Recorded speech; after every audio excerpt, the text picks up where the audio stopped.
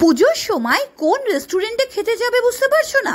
তাহলে চলো আমি তোমাদের একটা দারুণ রেস্টুরেন্টের সন্ধান দিচ্ছি, যেখানে তোমরা 32টারও বেশি আইটেম পাবে বাফেটে। তার সাথে যদি মনে করো কম্বো চাই, কম্বো নিতে পারো, বা আলাকাটেরও ফেসিলিটি আছে। বাফেট কম্বো আলাকাটে যেটা ইচ্ছে সেটা তোমরা নিতে পারো। কোথায়, কোন রেস্টুরেন্ট, কিভাবে যাবে, সব কিছুই তোমাদেরকে বলছি এই ব্লগে। হাই এভরিওয়ান, আমি প্রতিমা চাঁদেরহাটের একটা মিনি ব্লগে তোমাদের সবাইকে স্বাগত। উইকেন্ডে আমরা তিনজনে গিয়েছিলাম শপিং করতে স্প্ল্যানেডে। সেখানে কেনাকাটি করার পর আমাদের খুব খিদে পেয়েছিল, তো আমার হাজব্যান্ড বলল চলো এন্টালির করিমসে যাওয়া যাক। স্প্ল্যানেড থেকে এন্টালি কিন্তু খুবই কাছে, তো সেই কারণে আমরা ডিসাইড করলাম করিমসে আজকে লাঞ্চ করব।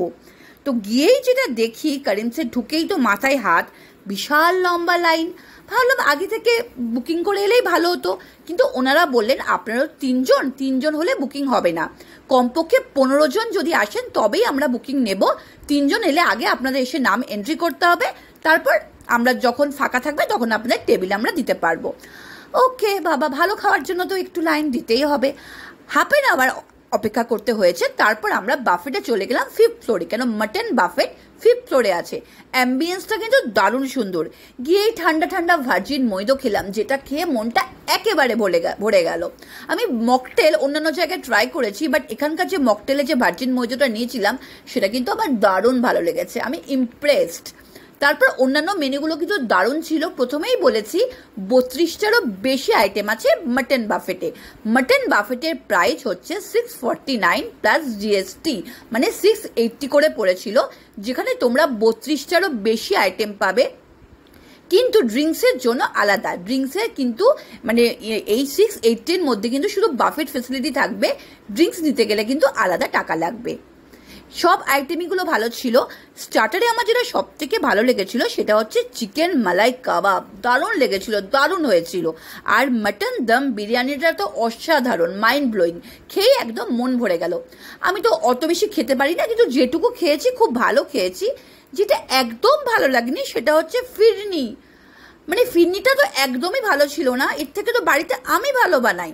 এছাড়া সব আইটেম খুব ভালো ছিল, কিন্তু এদের যে প্রাইস, মানে 680-তে তুমি এত কিছু পাচ্ছ এত ভালো অ্যাম্বিয়েন্সে, তো এটা সত্যিই মানে এটা সত্যিই ভালো দিচ্ছে। সেটা কিন্তু করিমসের সব ব্রাঞ্চে তোমরা পাবে না, একমাত্র এন্টালির ব্রাঞ্চে পাবে। করিমসে আমি সেক্টর 5-এর ব্রাঞ্চে খেয়েছি, মানে রেস্টুরেন্টে খেয়েছি, তো সেখানে কিন্তু খাবার দাবারগুলো অসাধারণ, কিন্তু সেখানে কোনো বাফেট ফেসিলিটি নেই, যেটার এন্টালি ব্রাঞ্চে আছে। তোমরা যদি খেতে চাও তাহলে এন্টালি ব্রাঞ্চে চলে আসো, দারুণ হবে। পুজোর আগেই পেট পুজো করে নাও, আমি তো পুজোর আগেই পেট পুজো করা শুরু করে দিয়েছি। তাহলে দেরি কেন, তোমরাও চলে এসো এন্টালির করিমসে, যেখানে তোমরা বাফেট ফেসিলিটি পাবে, আলাকাটে ফেসিলিটি পাবে, কম্বো নিতে পারবে। আর 5th ফ্লোরে যে অ্যাম্বিয়েন্সটা কিন্তু দারুণ ছিল, আমার খুবই ভালো লেগেছে। সব কিছু মিলিয়ে আজকের লাঞ্চটা কিন্তু দারুণ হলো। কেনাকাটি করার পর পেট পুজো হলে তো আর কোনো কথাই হয় না। কেনাকাটি করলে কি হয়, বা মনের মতো পুজোর সময় ড্রেস কিনলে যেমন মনটাও ভালো হয়ে যায়, আর মনের মতো খাবার খেলে অবভিয়াসলি মনটাও ভালো হয়ে যায়।